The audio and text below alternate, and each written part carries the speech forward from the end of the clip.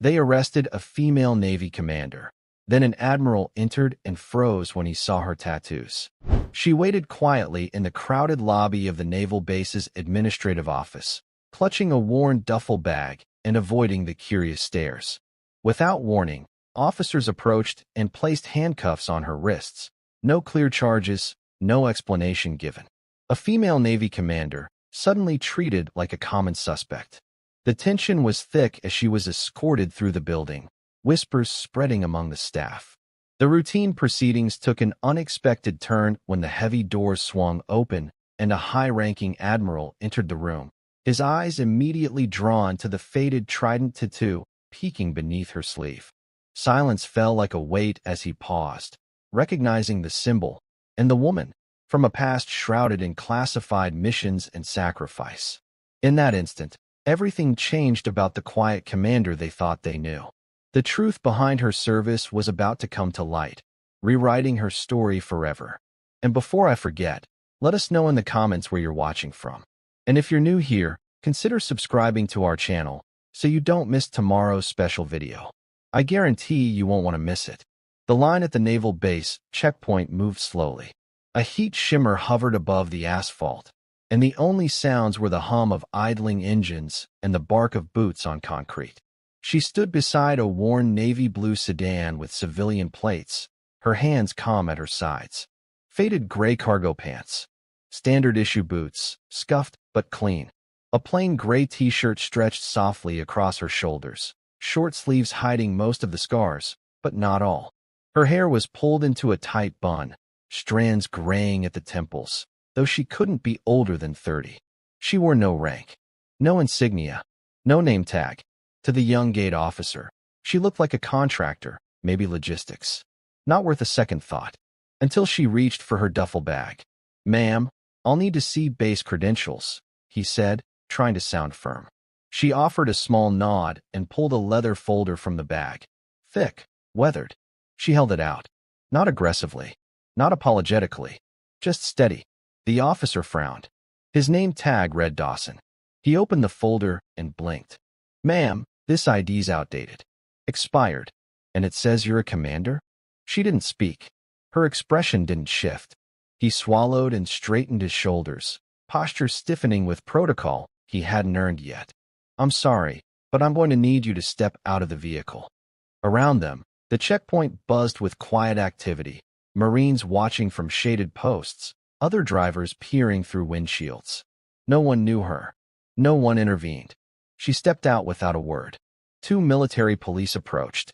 Young, polite, but clearly uncertain. They flanked her loosely as Officer Dawson gestured toward her car. "Do you have any weapons, ma'am?" She nodded once. "In the trunk." Secured. They opened it. Inside, a single long black case with a combination lock, her duffel bag, and a neatly folded desert camo jacket. The case looked like it hadn't been touched in years, but the jacket was immaculate. Dawson exchanged glances with the MPs. One of them, Rodriguez, opened the duffel. There were no explosives, no classified materials, just spare fatigues, a toothbrush, a folded flag, and a worn paperback copy of the things they carried, the title nearly rubbed off from use. Dawson tapped his comms.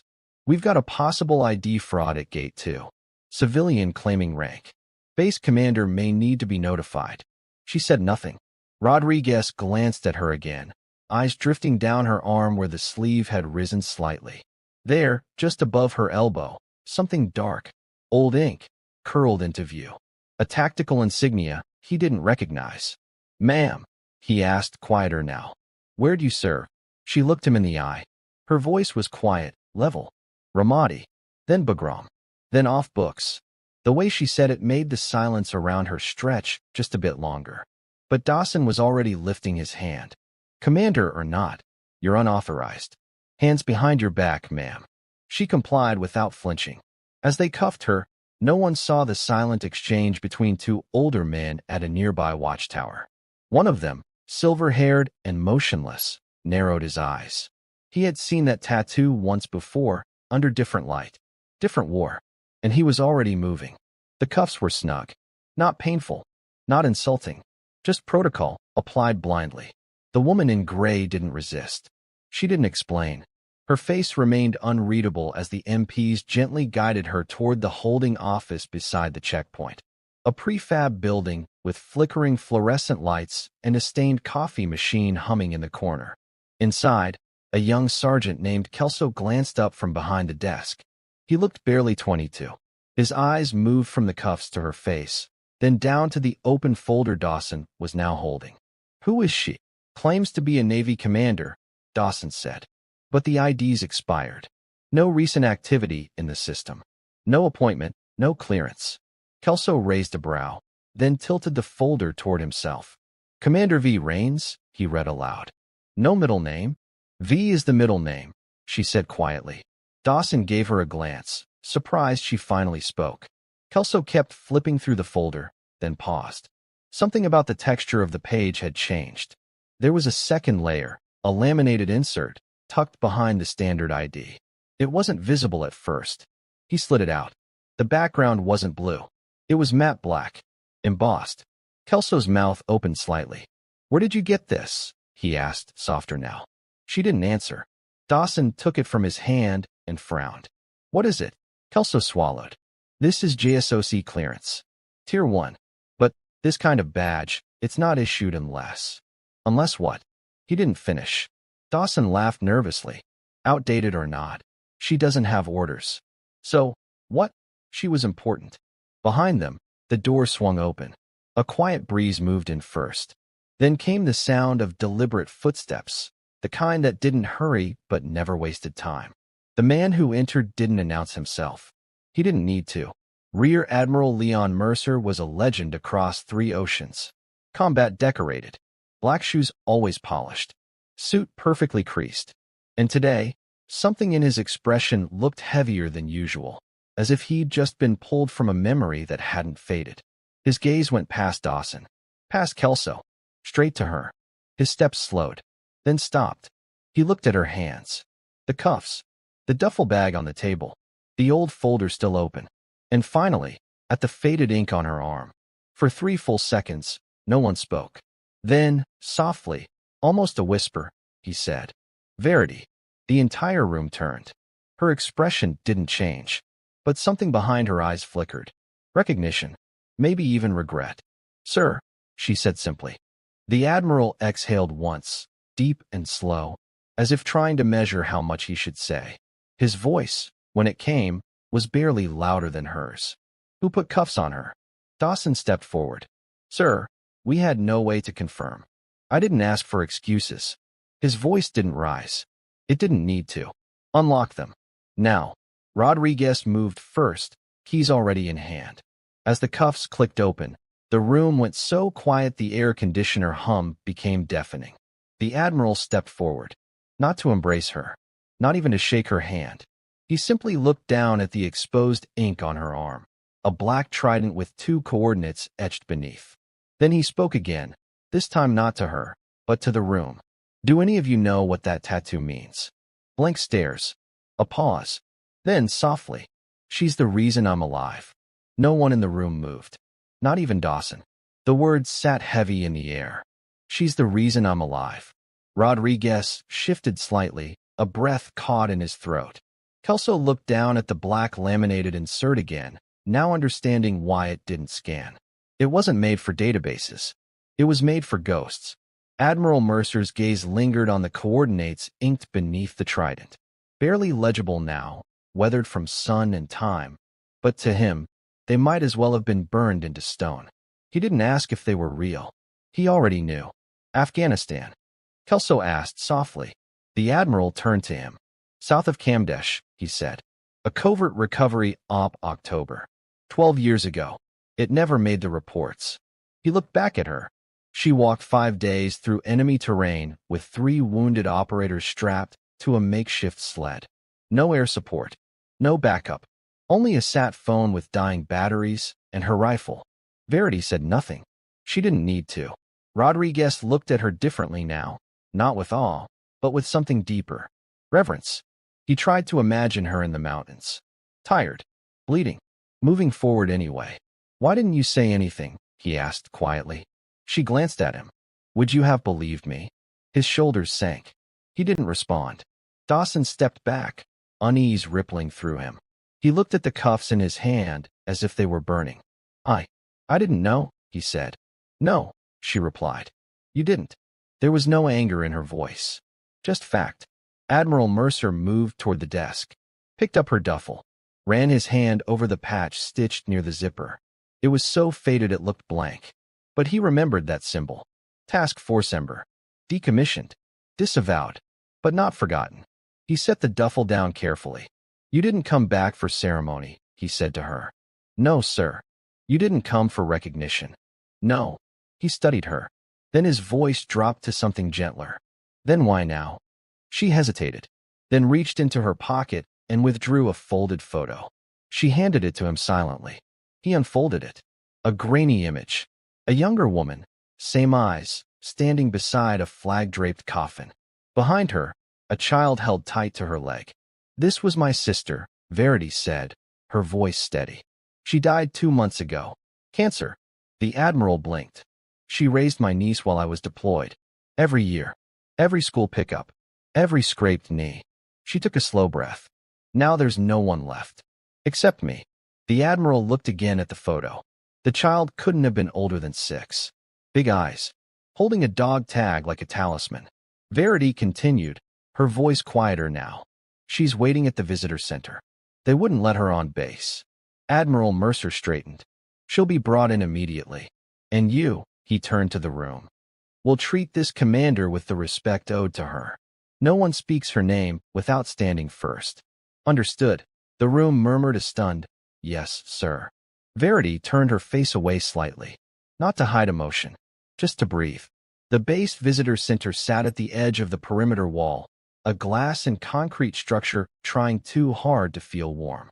Inside, the walls were lined with outdated posters about enlistment benefits, faded plaques from forgotten deployments, and a vending machine that only half worked.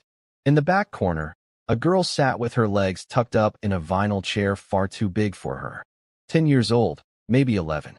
Small frame, dark hair in a messy ponytail. A canvas backpack rested on the floor beside her feet, its zipper half open, revealing a dog-eared graphic novel and a folded American flag. She wore a hoodie that swallowed her shoulders. Across the front, in peeling letters, Navy Brat, a hand-me-down from an older cousin. No one had talked to her in over an hour. The receptionist had offered her a juice box. She said thank you. She hadn't touched it. Then came the knock, deliberate, not rushed. Admiral Mercer stepped through the door, his white uniform a sharp contrast against the beige walls. 2 MPs followed behind, but their posture was relaxed now. Respectful. The girl looked up, cautious. The Admiral stopped a few feet away. You must be Lily. She nodded, uncertain. Yes, sir. I'm Admiral Mercer. I served with your aunt. He crouched slightly to meet her eyes. She's here now. Something flickered in the girl's expression, a hesitation trying not to be hope. She's really here? She is. And she asked me to come get you. Lily stood quickly, shouldering her bag. Is she in trouble? Mercer smiled gently. Not anymore. He offered his hand. She didn't take it. Not out of rudeness, just instinct. But she followed him. As they walked through the gate, a few enlisted men glanced their way. Mercer didn't explain. Lily didn't ask questions. But when they passed through the checkpoint and the girl saw her aunt, standing tall, hands clasped behind her back, she broke into a run. Verity bent low as Lily crashed into her. It wasn't a long embrace. It didn't need to be. It held everything. When they pulled apart, Lily whispered, I waited. I know, Verity said.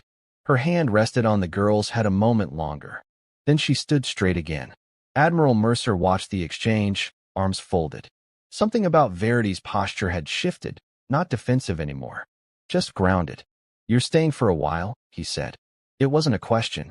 Verity looked at her niece. She needs stability, a routine, and answers. And what about you? She met his gaze. I've had enough silence. Mercer nodded slowly. I've seen your file, Verity. The redacted one. Not many could carry what you carried and still walk upright. She looked down briefly, then back up. You only bend when you forget why you stood up in the first place. He almost smiled. Almost. Come with me, he said. There's someone you should meet. She glanced at Lily. She can come, too, Mercer added. Verity nodded once. And together, they walked deeper into the base, into a past not yet finished. They walked in silence past the admin buildings and motor pool, past the chow hall and the rows of parked Humvees that hadn't moved in weeks.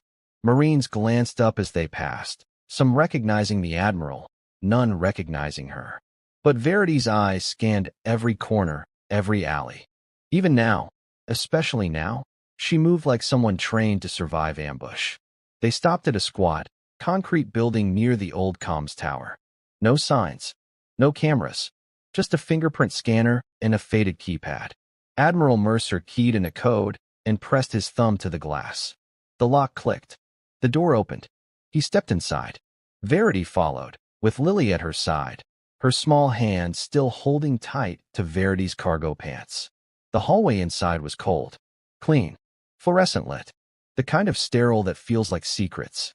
At the end of the corridor, the Admiral paused in front of a steel door with no handle. This room, he said quietly, is not on any tour. He tapped another code. The door opened with a hiss. Inside, the lights came on slowly, motion-triggered. The room was quiet, almost reverent. Along the walls were plaques. Bronze. No names. Just call signs, operations, mission dates. Some bore nothing at all. In the center, mounted under glass, was a large steel panel, pockmarked, scarred, slightly burned. Verity stopped in front of it. Her hand moved instinctively to her ribs. She remembered the sound of the bullet that had torn through it, the heat, the silence afterward. Mercer watched her. You dragged 3 men across 20 clicks of mountain while bleeding from a collapsed lung. I dragged 4, she corrected softly. Only 3 made it. Lily looked up at her aunt. Verity didn't hide the memory. She didn't sugarcoat it. But she didn't linger, either. Why bring me here? She asked. Mercer gestured to the plaques. You're not listed. Anywhere. She nodded. I know. You should be. Verity turned. I gave that up when I signed the final op. You were ordered not to speak of it. That doesn't mean it didn't happen. She didn't respond. But Lily did. Her voice, barely a whisper. You save people? Verity knelt, slowly, looked her niece in the eyes. Yes, she said. Did they say thank you? She smiled faintly. Not all of them. Some couldn't. Some didn't know. Lily thought about that. Then quietly, she said, thank you. Verity looked away just long enough to collect herself. Then she stood and faced Mercer. I didn't come here to be remembered. Mercer nodded. Then stay for her. He reached into his jacket and handed her a folded sheet of paper. It was an offer, not a commendation. A job. Instructor. Tactical Intelligence Division. Civilian contractor. Flexible terms. On base. Near the school. Verity's fingers brushed the paper, but she didn't take it yet. I'll think about it. You have until tomorrow. She gave a quiet nod. But inside, she already knew her answer. The classroom was windowless, tucked behind a row of unused barracks. It smelled faintly of gun oil and chalk, an odd combination that somehow fit. No fanfare greeted her first day. She arrived early, wore a plain black tactical shirt and neutral slacks. No insignia, no name tag, just her duffel bag, and a presence no one could explain. The young recruits were already waiting, 20 of them, seated in perfect rows. All had passed the minimums. Most were eager. A few looked cocky. One smirked when she entered. No one stood. She didn't ask them to.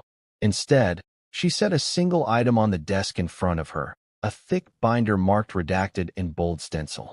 Then she wrote her name on the board. Commander V. Rains, Ret. That caught a few eyes. But still, the room stayed quiet. She turned to face them. My name is Verity Rains. You'll address me as Commander or Ma'am. I won't be your friend, but I'll be fair. You're here because someone thinks you're ready to learn something that matters. She let the pause hang. I'm here to see if they're right. In the back, a recruit, shaved head, broad shoulders, early 20s, leaned toward the guy next to him and muttered, What's she gonna teach? How to fold a shirt. Verity walked to the corner of the room, opened a locker, and pulled out a whiteboard. She scrawled 2 coordinates. Then, next to it, a word, Kamdesh. Who can tell me what happened here in October, 12 years ago? The class shifted. Only one hand went up. Private Lou, she said, nodding. Kamdesh. Firebase, Keating was overrun. One of the deadliest engagements of the war. 2 medals of honor awarded. She nodded. Correct. Now tell me who recovered the bodies from the ridge the day after. Lou hesitated. I don't know. Exactly, Verity said. Because they weren't supposed to. That team was never acknowledged. She stepped forward. I was there. I was your age. And I'm still here. The smirking recruit in the back frowned now. He squinted. Wait. You're the one from the story, the operator who? She didn't nod. She didn't confirm. She simply walked back to the desk and sat down. If you want worse stories, transfer to a bar. If you want to learn how to move without being seen, think without being told, and act without hesitation, you'll listen. And you'll earn your right to be in this room. The room went still. One by one, spines straightened. No one interrupted again. And as the first hour passed, covering urban recon, counter-surveillance, and layered deception, even the most skeptical among them began to realize. She wasn't here to inspire them. She was here to prepare them. And that was far more terrifying. The training day had stretched long into the late afternoon, the sun outside casting elongated shadows through the narrow slats of the barracks windows.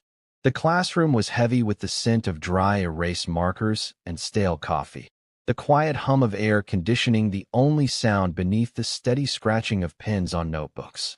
Yet the silence between the words spoken by Commander Verity Rains was far heavier than any noise could be. She had run them through a series of tactical drills, urban recon, layered deception, close-quarters movement, but it was never just the physical rigor that tested them. It was the way she commanded the room with an unyielding presence that refused to be broken or bargained with. She spoke little, but every word landed like a stone thrown into still water, rippling out and settling deep in their minds. No jokes, no casual smiles, no empty praise.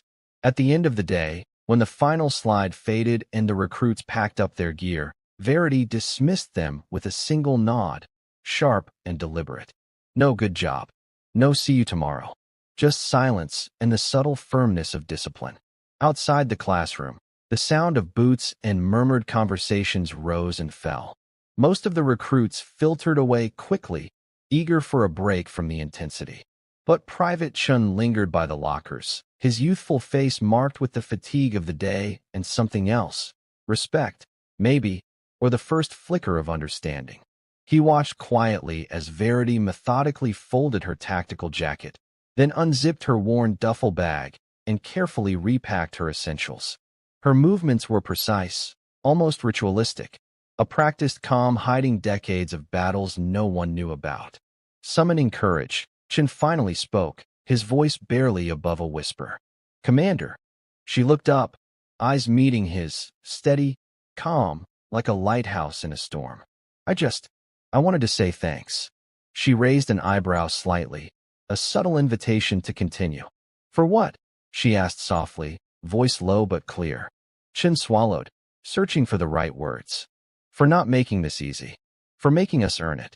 He paused, glancing toward the exit as if nervous to reveal more. I've had instructors before. They'd tell stories, laugh, give out medals. But you don't do that. You make us work. Harder than I thought possible. Her lips lifted just a fraction, a small, genuine smile, rare and fleeting. That's the point, she said quietly. I'm not here to entertain. I'm here to prepare you. If you waste that, you waste your own life. Chin nodded solemnly, taking a step back as if afraid to break the fragile moment. Verity hoisted her bag over her shoulder, turned, and walked down the empty corridor. Her footsteps echoed softly, a steady beat of discipline and resilience. At the end of the hall, a door creaked open, a room that had long become her refuge from the noise. Inside, the air smelled of aged paper and dust, faintly mingled with the faint trace of gun oil, memories trapped in scent. She approached a worn desk where an old leather-bound journal lay waiting. The cover was cracked and softened from years of use, the pages thick with inked notes, coordinates, sketches of terrain, and lists of names, ghosts of missions long past. Her fingers traced the edges tenderly, a silent conversation with her past. One page held a faded photograph taped carefully, a younger Verity, dressed in full combat gear, standing side by side with two men. Their faces were grim but hopeful, eyes reflecting the weight of their shared burden. The photo was worn at the edges, as if touched often, a talisman against forgetting. She sighed, the breath soft but heavy, and closed the journal gently. No words escaped her lips, just the quiet weight of history. The morning sun cast a soft, golden light over the sprawling naval base, illuminating the rows of buildings and the neatly trimmed parade grounds. The air was crisp, filled with the faint scent of pine and dust, carrying a subtle promise of a new day.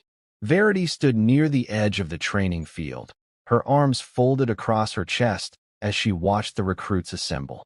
Their faces were young, eager, but untouched by the heavy realities that she carried with her like shadows. Her jacket flapped gently in the breeze, revealing the faint outline of the black trident tattoo beneath her sleeve, a silent emblem of battles waged and sacrifices made far from the public eye. For a moment, Verity closed her eyes, the sounds of the present fading, replaced by the ghosts of the past, distant bursts of gunfire echoing across mountainous terrain, whispered names lost to the wind, and the weight of comrades she'd carried through unforgiving terrain. The memories were a quiet storm within her, ever present, yet always kept beneath the surface. They were the reason for her steel-calm exterior, the unspoken fuel behind every command and every measured word. A soft, deliberate knock on the door behind her pulled her back to the present. Without turning, she recognized the unmistakable gait of Admiral Leon Mercer as he stepped inside, hands clasped behind his back, his posture rigid but his eyes gentle. "Commander," he greeted softly, his voice cutting through the morning stillness. "There's someone here to see you." Verity turned slowly to see Lieutenant Marissa Hale standing in the doorway. The young intelligence officer looked tentative yet determined, her eyes reflecting a mix of professional respect and personal curiosity. Her posture suggested a soldier used to following orders but eager to understand the stories behind the classified files. "The Admiral mentioned you might have answers about the Bugram operation," Marissa began carefully. "I've been digging through the declassified documents, but everything is redacted, blacked out. It's like the mission never happened." Verity nodded, folding her hands behind her back. "Some truths aren't meant for the pages of history books," she said quietly. "Not because they aren't important, but because the wrong ears hearing them could cost lives." Marissa took a cautious step forward, lowering her voice to a near whisper. "There's a letter, Commander, sent from an operative in the field. The name's redacted, but the coordinates match the tattoo on your arm." Verity's gaze dropped to the spot beneath her sleeve. The faded black trident and the coordinates etched there were more than just ink. They were a map of survival and loss. Admiral Mercer cleared his throat, breaking the tension. "Truth is a double-edged sword," he said, voice steady but heavy with years of experience. "It's not always easy to face, but it's necessary, especially for those who serve and those who follow." The room seemed to hold its breath, the silence stretching, thick and reverent. No one dared break the quiet weight of what remained unsaid. Stories buried beneath redactions, shadows of valor hidden from the public eye. Verity finally spoke, her voice measured and calm. "There are things I did during that operation, things I carried long after the guns fell silent. The cost was more than just blood. It was every moment I was absent, every promise I couldn't keep." She turned her gaze toward the recruits now running drills outside, their movements sharp and unbroken. "It's not the medals, or the stories told in bars, or the headlines that define us." She looked back at Marissa, her eyes softening with something almost like hope. "It's what we choose to do with the silence afterward, how we carry the burden, how we teach others to carry it." Marissa nodded, understanding deeper than words. "Then help me tell it, Commander. Help us bring their stories out of the shadows." Verity's lips parted in a small, genuine smile, the first warmth to touch her face in days. "Maybe it's finally time." The small conference room felt worlds away from the roar of the base and the drills on the parade ground. The low hum of the air conditioning mixed with the faint scratch of pens on paper. Walls were lined with maps dotted in red and blue markers, timelines, and cryptic notes from past missions. A whiteboard stood in the corner, cluttered with hastily scrawled dates and acronyms that only insiders understood. Verity sat opposite Marissa Hale, the young intelligence officer who had become her unexpected ally in uncovering the long-buried truths. A stack of documents was pushed across the table, some fresh, some yellowed with age, all marked with bold red stamps and ominous black bars where names and details had been deliberately erased. Marissa spoke quietly but with conviction. I managed to get some files declassified. It's not everything. Most of it is still redacted. But this is a start. Verity's hands moved over the pages like a soldier surveying a battlefield. Satellite images showing harsh mountain ridges, casualty lists with almost every name blacked out, mission reports with entire paragraphs missing. The silence between the two women was thick with the weight of what had been hidden. They wanted to bury it, Verity said softly, her voice almost a whisper. The operation, the men who didn't come home, the sacrifices. Off the books. Unacknowledged. Forgotten. Marissa nodded, her eyes flickering with a mixture of admiration and sadness. Your team's extraction was never officially recognized. The military wanted plausible deniability. It was so secret that even many commanders didn't know it happened. The men you saved, and those you lost, vanished into classified shadows. Verity closed her eyes briefly, the memories flooding back unbidden. The biting cold of the mountain nights, the relentless grind of dragging 3 wounded men through enemy territory, the sound of distant gunfire echoing in the dark, the prayers whispered for the fallen. The faces of her team flashed behind her eyelids, vivid and haunting. Why now? She asked at last, her voice steady but laden with unspoken pain. Marissa met her gaze. Because of your niece. Because someone needs to tell your story, not just for you, but for every soldier who was left behind in silence. Verity's eyes softened. For the first time in years, a small flame of hope stirred inside her. Then let's begin, she said quietly. The envelope was deceptively plain. A worn, manila sleeve with creases softened from years of handling, and a faint smudge of dirt in one corner. No return address, no insignia, no official markings. Yet, in her hands, it felt heavier than any metal or document she'd ever held. It was as though the weight of all the years, all the silence and secrets, had been compressed into this single piece of paper. Verity carefully peeled the flap, her fingers steady despite the surge of memories rising in her chest. The letter inside was folded with meticulous precision, the paper yellowed but intact, bearing the unmistakable mark of haste and urgency. The handwriting was neat, precise, yet betrayed the tension of a mind racing against time, a voice etched by experience, burden, and loyalty. She unfolded the letter slowly, her eyes scanning the words, each line unlocking long-guarded memories buried beneath layers of restraint and regret. Commander Rains, if you're reading this, I hope it means you've found some measure of peace beyond the chaos we left behind. The operation at Bagram was more than a mission. It was a crucible that forged us in ways no one outside could understand. We lost brothers and sisters whose names have faded from the official records, but not from my memory. Your courage kept us alive in those dark moments, and I owe you more than I can ever say. The letter continued, each word resonating like a solemn confession. There's more you should know, truths that were buried deep to shield us all from further pain. The real enemy wasn't just outside the wire. It was the betrayals within our own chain of command, the politics that endangered us more than the enemy ever could. I pray that one day, these truths will be told, not for glory or revenge, but for justice, remembrance, and healing. Verity's breath hitched, the memories crashing forward, the cold mountain nights, the desperate hours spent dragging wounded men through hostile terrain, the silence that followed every loss. She traced the faint signature at the bottom, just 2 letters, almost a whisper in ink, JT. Marissa looked up from the pile of documents, her expression solemn. JT was your point man on that extraction, a legend who disappeared from the service shortly after. No one really knows what happened to him. Verity's lips pressed into a thin line. He saved my life that day, she said quietly, and he paid a price I still carry with me. The room settled into a heavy silence, thick with the unspoken weight of sacrifices made in shadows. Those who gave everything without recognition, those whose stories had been erased by time and redactions. Marissa broke the stillness. If we tell the story, all of it, maybe we can finally give them the honor they deserve. Verity folded the letter with deliberate care, the edges crisp against her fingertips.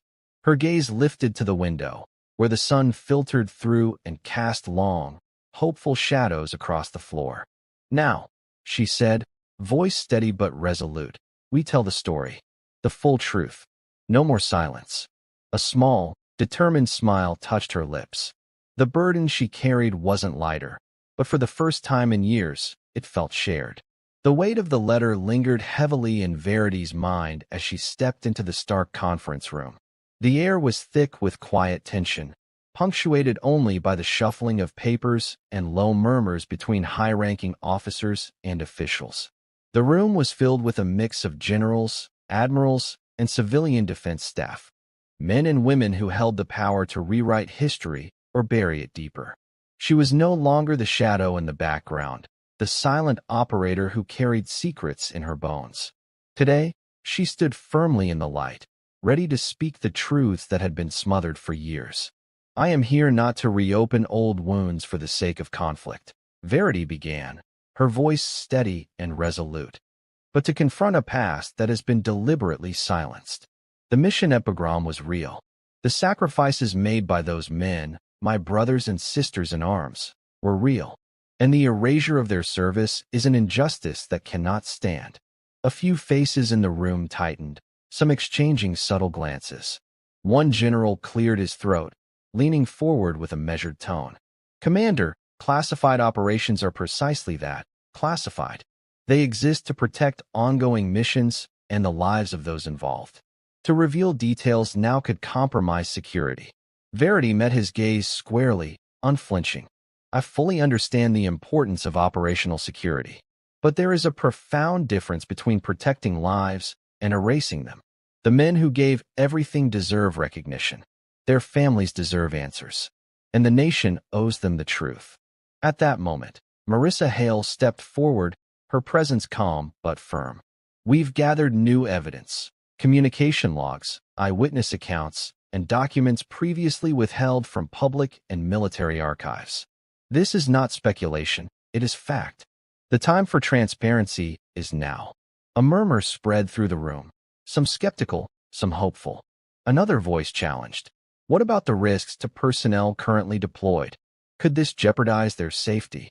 Verity's reply was unwavering. The only security we owe those who serve is honesty. Silence breeds resentment and dishonor. Truth is the foundation of trust.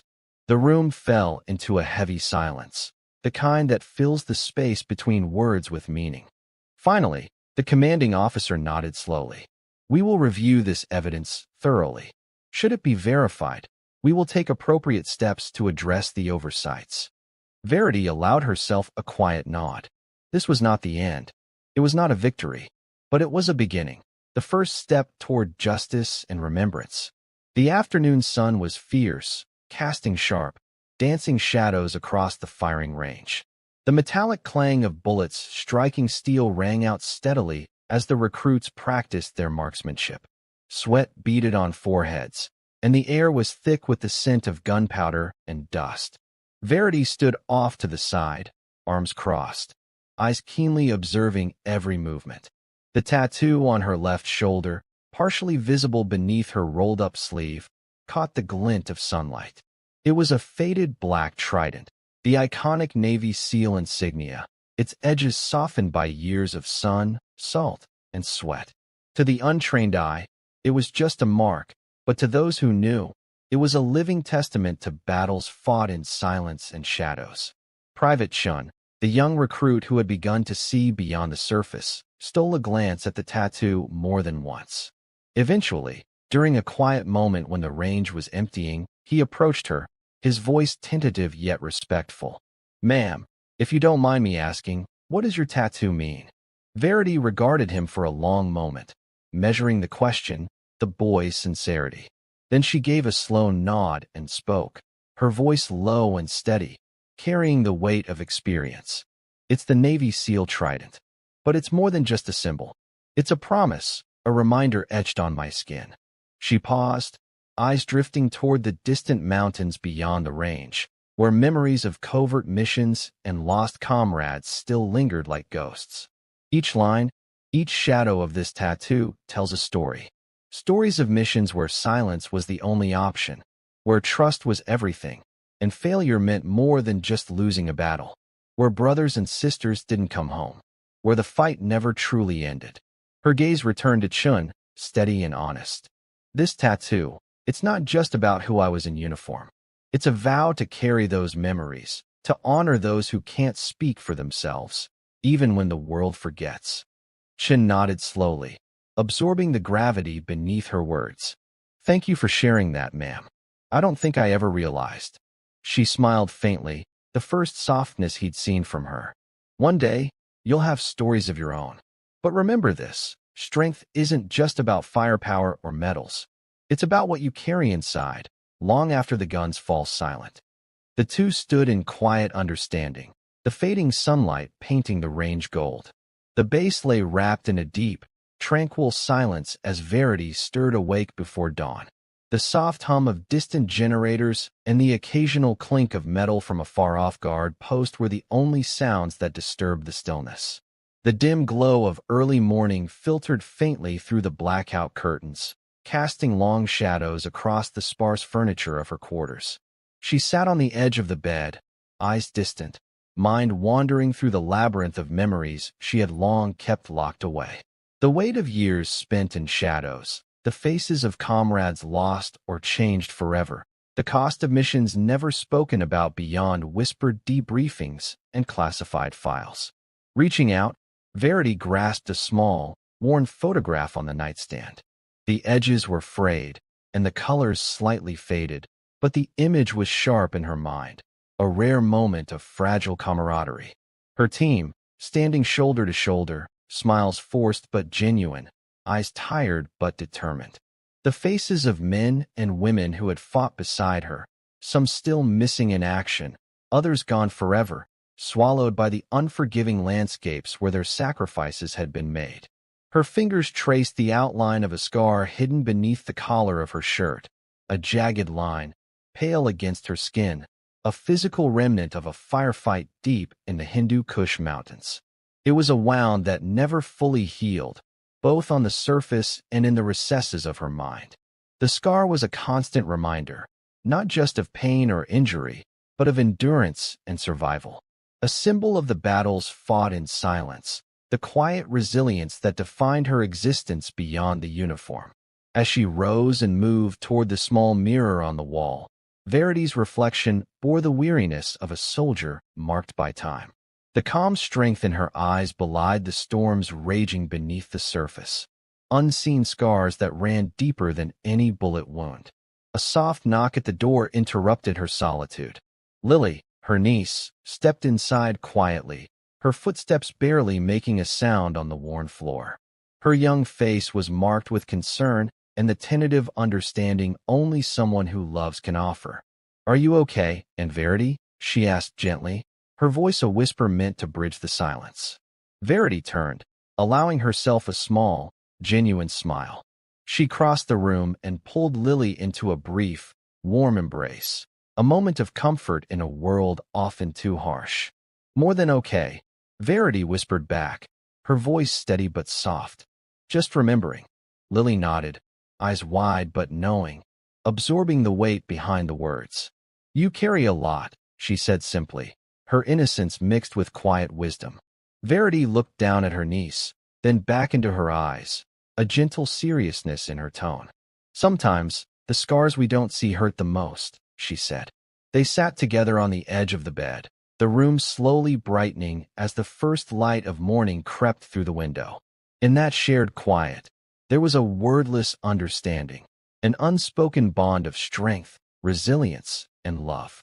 It was a moment of peace amid the turmoil, a reminder that even the deepest wounds could be met with quiet grace. The base was buzzing with activity that morning. The steady clatter of trays, the hum of quiet conversations, and the distant drone of vehicles moving through the compound. The mess hall was a cacophony of sounds, familiar and comforting to those who had lived the rigorous routine of military life. Yet, as Verity entered, a subtle shift rippled through the crowd. Conversations faltered mid-sentence. Eyes flickered toward her with a mix of curiosity, reverence, and something deeper, recognition.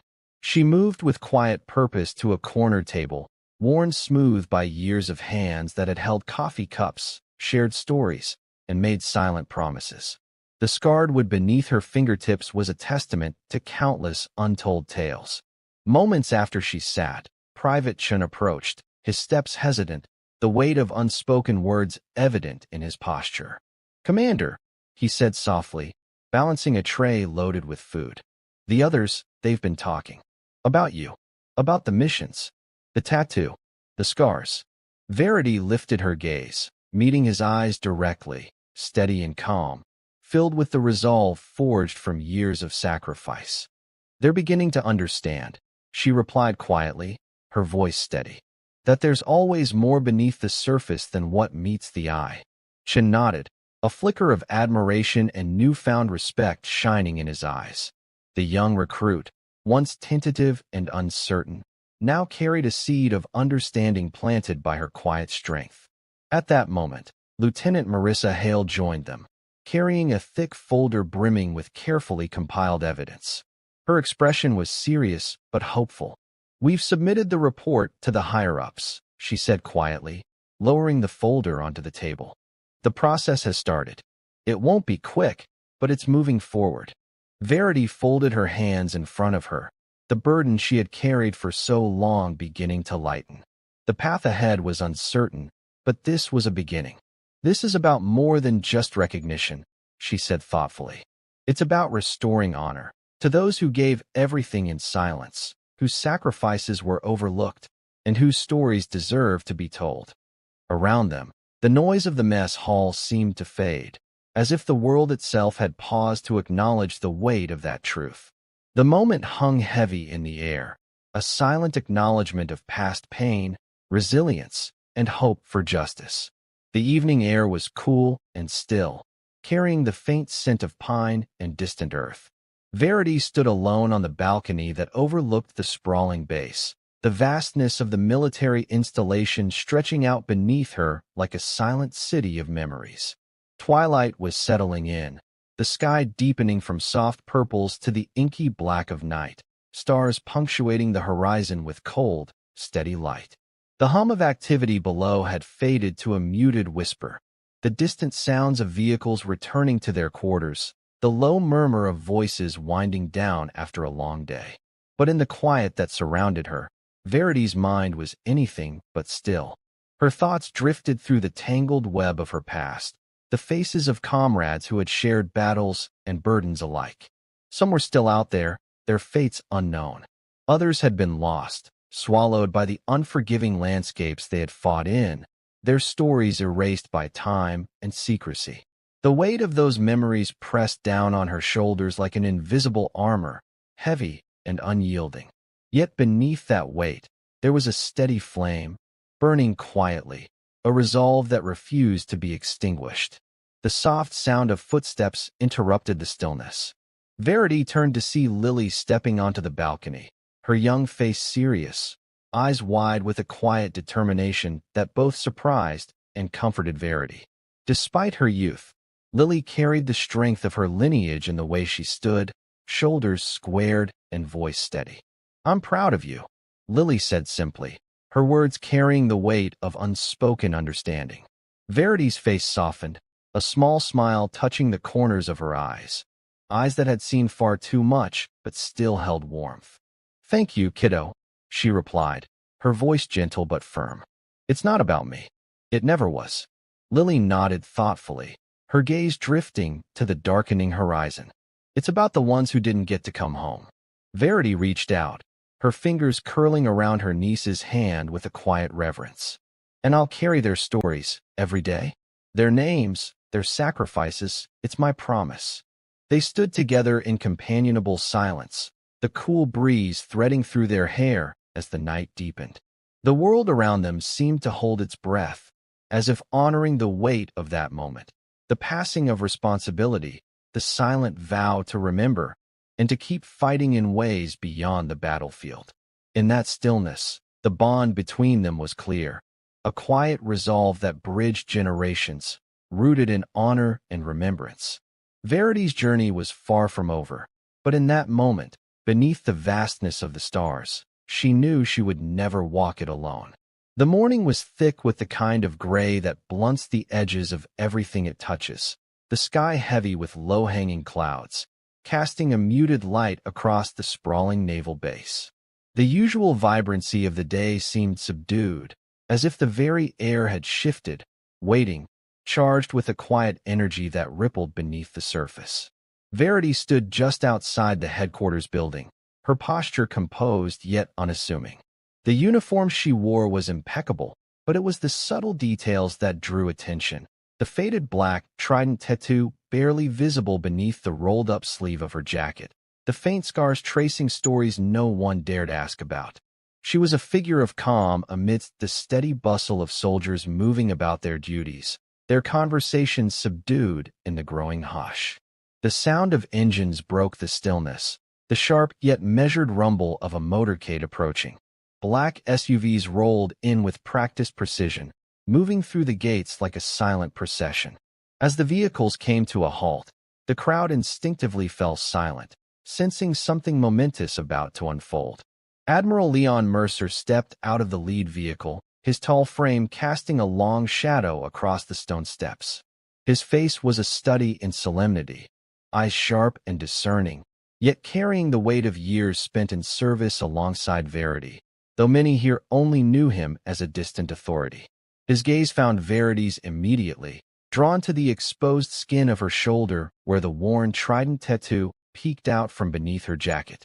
For a heartbeat, the world seemed to hold its breath. Time slowed, the murmurs faded, and the gravity of the moment anchored itself in the silent space between them. The Admiral reached up with a deliberate grace, touched the brim of his cap, and offered a slow, deliberate salute. The gesture was not merely protocol.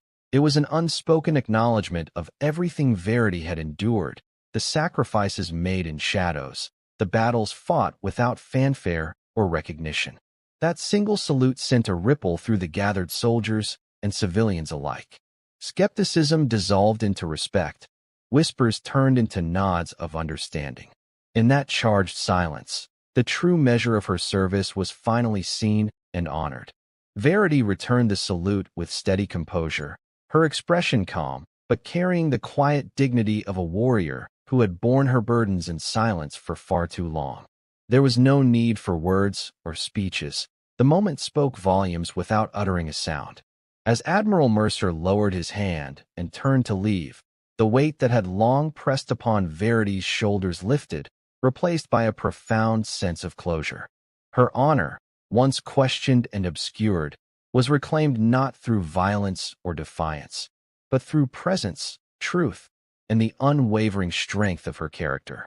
She remained standing, the last light of the morning breaking through the clouds and casting a soft glow around her silhouette. In that final salute, a legacy was sealed, a testament to the quiet heroes who serve in the shadows and whose stories deserve to be told. Thank you for following this story. If you enjoyed it, please subscribe and share your thoughts below. Where are you watching from? Let us know in the comments. Stay tuned for more immersive tactical stories.